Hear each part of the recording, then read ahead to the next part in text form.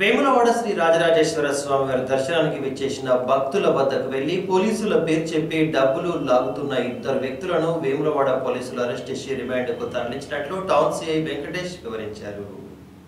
శనివారం రాత్రి వేములవాడ శ్రీ రాజరాజేశ్వర స్వామి వారి దేవస్థానం పరిసర ప్రాంతాల్లో నిద్రిస్తున్న యాత్రికుల వద్ద తాము పోలీసులమని వారిని బెదిరించి వారి వద్ద నుండి డబ్బులు వసూలు చేసిన ఇరువురు వ్యక్తులను అరెస్ట్ చేసి రిమాండ్కు తరలించినట్లు వేములవాడ టౌన్ సిఐ ఓ వెంకటేష్ తెలిపారు.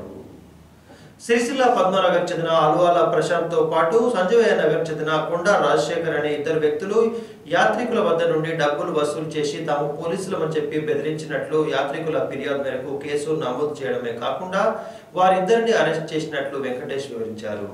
ఈ సందర్భంగా ఇన్స్పెక్టర్ మాట్లాడుతూ పట్టణ ప్రజలు యాత్రికులు ఇలాంటి వారి పట్ల అప్రమత్తంగా ఉండాలని, మఫ్టీలో ఎవరైనా కొత్త వారు వస్తే వారి పట్ల అనుమానం ఉంటే వెంటనే డయల్ 100కు కాల్ చేసి పోలీసు శాఖకు సమాచారం అందించాలని కోరారు.